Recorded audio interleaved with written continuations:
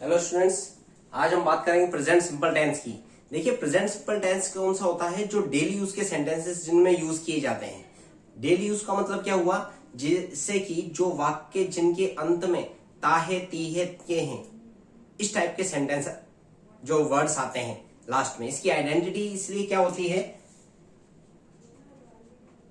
ताहे, तीहे और ते हैं, या फिर ता हूं या ती हूं। ये जो डेली यूज के सेंटेंस होते हैं, ये अक्सर प्रेजेंट सिंपल में ही यूज किए जाते हैं। इस टेंस के अंदर थोड़ा सा कॉम्प्लिकेशन, जैसे पास्ट सिंपल टेंस में था ओनली डिड हेल्पिंग वर्ब थी उसकी, इसके अंदर दो हेल्पिंग वर्ब है। ठीक है, हेल्पिंग वर्ब इसकी कौन कौन सी हैं? डू और डज। डू और डज दो हेल्पिंग वर्ब हैं। ये दो हेल्पिंग वर्ब इस तरीके से काम करती हैं, सब्जेक्ट के अकॉर्डिंग इनका डिवाइडेशन किया गया। ठीक है, देखिए कौन से सब्जेक्ट्स के साथ में डज हेल्पिंग वर्ब का यूज करते हैं? ही, शी, इट और नेम। यानी कोई भी एक नाम होगा, ही, शी, इट होगा, तो उसके साथ में डज हेल्पिंग वर्ब का यूज किया जाएगा। ओके, डू हेल्पिंग वर्ब के साथ में आई, वी, यू और दे, ये चार सब्जेक्ट्स के साथ में डू हेल्पिंग वर्ब का यूज किया जाएगा। बट एक इंपॉर्टेंट बात, कौन सी इंपॉर्टेंट बात? कि डू और डज ये दोनों ही हेल्पिंग वर्ब पॉजिटिव आंसर, यानी मतलब अफर्मेटिव सेंटेंस जो होता है उसके अंदर यूज नहीं की जाती है। ठीक है, अफर्मेटिव सेंटेंस का मतलब क्या हुआ?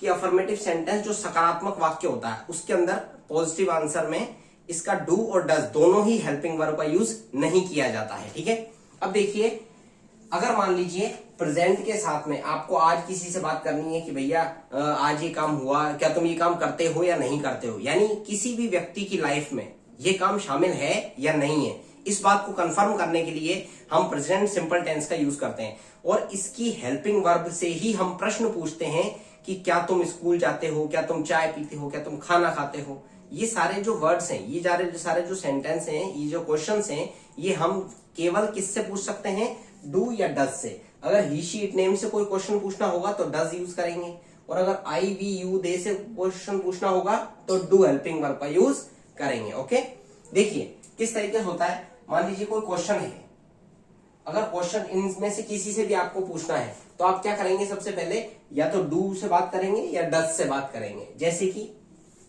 इसका स्ट्रक्चर समझिए। पहले सबसे पहले डू या डज, ठीक है। इसके बाद वो सब्जेक्ट आएगा जिस सब्जेक्ट से हम क्वेश्चन पूछना है।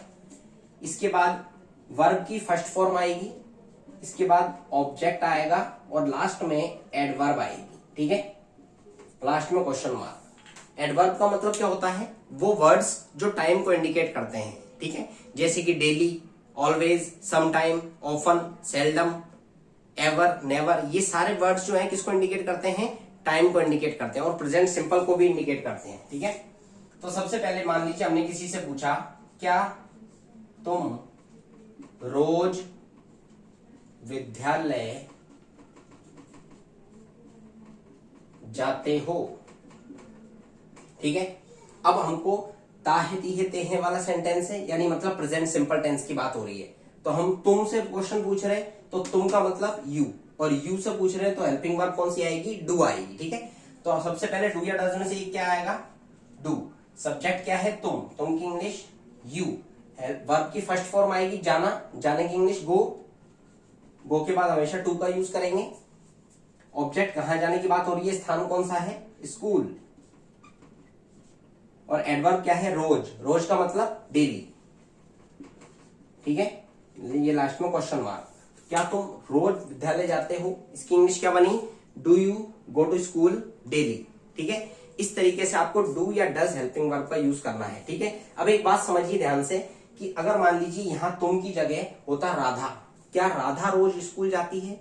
हमको सामने वाले से किसी तीसरे के बारे में पूछ रहे हैं, तो राधा क्या हो गया? एक नाम हो गया, और नाम हो गया इसलिए उससे हम किस टाइप से क्वेश्चन पूछेंगे? डज। ठीक है, तो यहाँ डू की जगह क्या आ जाता? डज आ जाता। कब आता? जब यहाँ नाम किसका होता? राधा का। तुम की जगह राधा होता यहाँ, तो क्या बन जाता? Does Radha go to school daily. ठीक है, बात समझ में आई आपको। और किसी दो व्यक्तियों के बारे में पूछना है, राधा और सीता, अगर ये दोनों स्कूल जाती हैं तो फिर क्या आएगा, डू राधा एंड सीता। ठीक है, तो अगर एक नेम होगा तो डज आएगा और एक से ज्यादा होंगे तो डू आएगा। ओके, अगर मान लीजिए इसके अलावा कोई और अदर सब्जेक्ट हो जाता है, जैसे कि द बॉय, तो द बॉय कितने हैं, एक है, अगर तो आएगा डज। इसलिए मैं इसके ऊपर 1 और यहाँ पर 2 या 2 से अधिक, 2 या 2 से अधिक, ये इस तरीके से लिख देते हैं। अगर सब्जेक्ट एक से ज्यादा हो जाएगा तो फिर डू से पूछेंगे और एक होगा तो डज से पूछेंगे, और बाकी सब्जेक्ट आपके सामने लिखे हुए हैं। ठीक है, हमें यहाँ पर आपको सिंगुलर और प्लूरल नहीं बता रहे, उसमें कंफ्यूजन होता है और टेंस समझ में नहीं आता। मैंने इसीलिए डायरेक्ट आपको बता दिया है कि अगर ये सब्जेक्ट होंगे, इनसे पूछना होगा तो डू से, और इनसे पूछना होगा तो डज से पूछेंगे आप। ओके, आगे बढ़ते हैं। देखिए अब इसके अंदर हम बात कर रहे हैं, अगर ऐसे होता, क्या राधा रोज एक पत्र लिखती है, तो इसकी इंग्लिश क्या बनती, राधा क्या है, नाम है, नाम है तो इसकी हेल्पिंग वर्ब क्या आएगी, डज। तो सबसे पहले यहां पर लिख देंगे डज, राधा सब्जेक्ट की जगह आ गया, वर्ब फर्स्ट क्या है, लिखना, लिखने की इंग्लिश राइट, ऑब्जेक्ट क्या है, एक पत्र, ए लेटर, एडवर्ब क्या है, रोज, यानी मतलब डेली, क्वेश्चन मार्क। ठीक है, इस तरीके से ये बन गया, does Radha write a letter daily. तो इस तरीके से आप सेंटेंस को बना सकते हैं और आराम से उसको सेट कर सकते हैं। ठीक है, नेक्स्ट देखिए, अगर मान लीजिए इसका पॉजिटिव आंसर बनाना हो तो किस टाइप से बनाएंगे,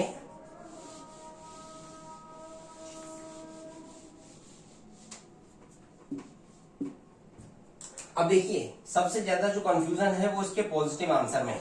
पॉजिटिव आंसर का मतलब, अगर मान लीजिए किसने हमसे पूछा क्या राधा रोज एक पत्र लिखती है, तो हमारे पास दो आंसर है, वह लिखती है, यस पॉजिटिव आंसर, और नहीं लिखती है तो नेगेटिव, यानी नेगेटिव सेंटेंस हो गया वो। ठीक है, अब देखिए पॉजिटिव आंसर होगा तो सबसे पहले क्या आएगा, सब्जेक्ट आएगा। ठीक है, अब इसके अंदर सब थोड़ा सा कंफ्यूजन क्या है कि यदि आई वी यू और दे का पॉजिटिव आंसर होगा, यानी मतलब आई वी यू और दे के बारे में अगर उत्तर दिया जाएगा कि मैं रोज विद्यालय जाता हूं, हम रोज विद्यालय जाते हैं, तुम रोज विद्यालय जाते हो, या वे रोज विद्यालय जाते हैं, इन चारों के बारे में अगर कोई पॉजिटिव आंसर बोला जाएगा तो वो किस तरीके से बनेगा, देखिए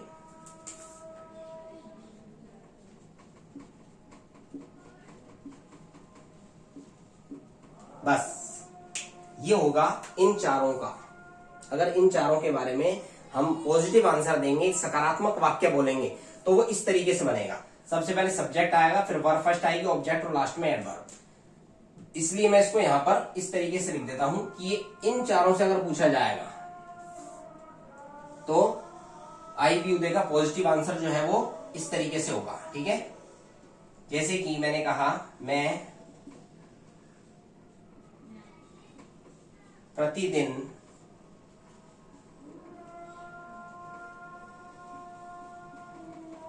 विद्यालय में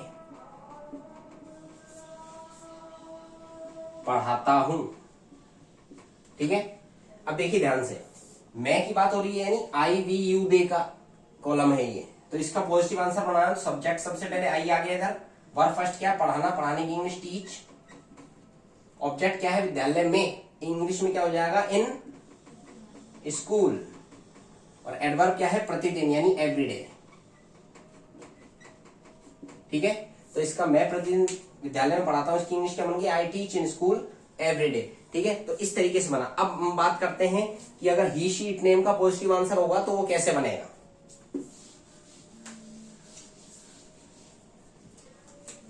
एक पॉजिटिव आंसर इसका था, और अब एक पॉजिटिव आंसर हम ले रहे हैं ही शी इट और नेम का, यानी मतलब पॉजिटिव आंसर ये किसका है, सबसे पहले सब्जेक्ट आएगा, इसके बाद वर्ब की फर्स्ट फॉर्म आएगी, वर्ब की फर्स्ट फॉर्म में यहां पर हम लगाएंगे एस या ई एस। ठीक है, इसके बाद ऑब्जेक्ट आएगा और लास्ट में आएगी एडवर्ब।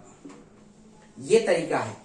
अभी तक आपको जो समझाया गया, या आपने वीडियोस देखे या फिर कॉपी बुक, नोटबुक, पासबुक में जो पढ़ा, वो क्या था, डायरेक्ट ही एक ही पॉजिटिव आंसर में आपको दोनों बातें समझा दी गई, इसलिए वो कंफ्यूजन रह गया।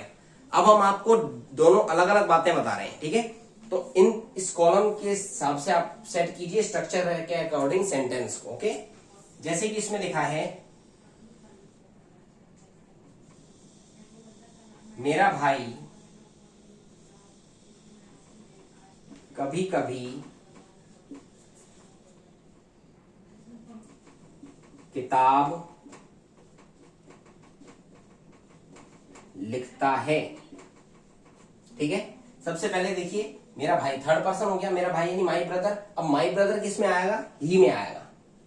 ठीक है, तो माई ब्रदर यानी ही हो गया वो थर्ड पर्सन, और मेरे भाई एक से ज्यादा हो जाते तो दे में आ जाते वो। ठीक है, अब देखिए मेरा भाई कभी कभी, सबसे पहले सब्जेक्ट आएगा माई ब्रदर। ठीक है, सब्जेक्ट होगा माई ब्रदर, वर्ब क्या है? लिखना। लिखने की इंग्लिश हो गई राइट। ठीक है, राइट में एस या ईएस में से एक चीज लगानी है हमको, एस लगा देंगे। ऑब्जेक्ट क्या है? किताब यानी बुक। एडवर्ब क्या है? कभी कभी। कभी कभी का मतलब समटाइम्स। ठीक है, अब देखिए इसके अंदर मेरा भाई कभी कभी किताब लिखता है, इसमें हमने क्या लिखा? My brother rights book sometimes. ठीक है, अब इन दोनों के अंदर जो मेन डिफरेंस है वो क्या है कि इसके अंदर वर्ब की फर्स्ट फॉर्म आई है ओनली, आई वी उदय के साथ में, और ही शी इट और नेम के साथ में अगर पॉजिटिव आंसर देंगे हम, मेरी बात को ध्यान से सुनना, कि अगर ही शी इट नेम का पॉजिटिव आंसर होगा यानी अफर्मेटिव सेंटेंस, तो उसके अंदर हम क्या लगाएंगे? एस या ईएस लगा देंगे। किस में लगाना है एस या ईएस? ओनली दुनिया की एक ही सेंटेंस में लगता है, प्रेजेंट सिंपल के पॉजिटिव आंसर में। वो भी कब? जब subject he she it name हो।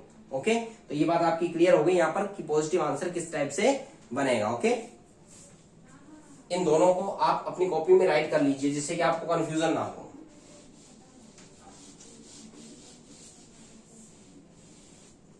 अब देखिए अगर मान लीजिए इनका नेगेटिव आंसर बनता है तो किस टाइप से होगा? नेगेटिव आंसर के अंदर कोई कंफ्यूजन नहीं है। इसके अंदर एक छोटी सी बात और मैं बता देता हूं आपको कि एस या ईएस लगाना है। जैसे मैंने यहां पर राइट में एस लगा दिया, तो एस लगाना है या ईएस लगाना है, ये किसके ऊपर डिपेंड करता है? ये डिपेंड करता है वर्ब के ऊपर। मेरी बात को फिर से सुनिएगा कि राइट यानी एक वर्ब जो है इसके ऊपर डिपेंड करता है कि हम एस लगाएंगे या ईएस लगाएंगे। तो जिस वर्ब के लास्ट में, यहां पर आपको देखना है वर्ब के लास्ट में ये जो वर्ड्स हैं, इन वर्ड्स के ऊपर डिपेंड करता है कि हम ई लगाना है या ईएस, एस लगाना है या ईएस लगाना है। ओके, तो जिस वर्ब के लास्ट में कौन कौन से वर्ड हो? O, X, Z, C H, S H. ठीक है, या फिर डबल एस। ये जो वर्ड्स अगर किसी वर्ब के लास्ट में आए और वो पॉजिटिव आंसर हो और उसका सब्जेक्ट ही शी इट या नेम हो, तो ही हम उस वर्ब में ईएस लगाएंगे। ओके, अदरवाइज क्या लगाएंगे? एस लगाएंगे। जैसे कि राइट में क्या लिखा हुआ? WRITE, ओनली यही था, तो इसलिए हमने ओनली क्या लगाया? एस लगाया, क्योंकि राइट के लास्ट में इनमें से कोई सा भी वर्ड नहीं था। ओके, तो ये एक इंपॉर्टेंट चीज है जिसको आप नोट कर लीजिए कि अगर जिस वर्ब के लास्ट में ये वर्ड्स आएंगे तो उसी में ईएस लगता है, बाकी सब में एस लगता है। जैसे कि कहीं पर लिखा हुआ है प्ले, तो प्ले के लास्ट में क्या है? AY, इनमें से नहीं है, इसलिए ओनली क्या लगेगा? प्लेज। ओके,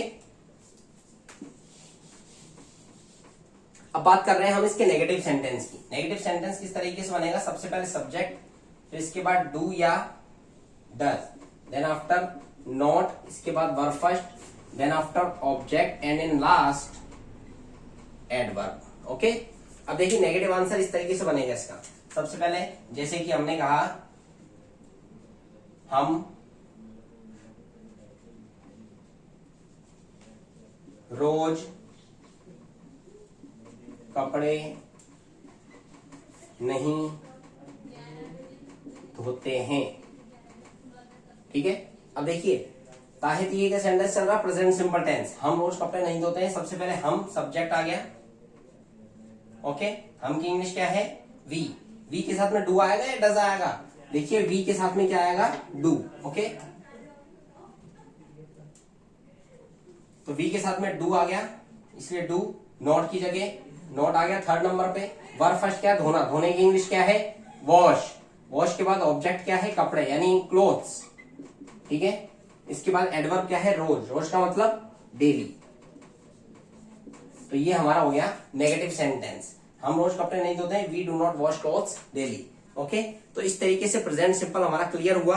अब इसके अंदर एक एग्जांपल और देखते हैं हम, किस तरीके से बनेगा वो एग्जांपल देखिए।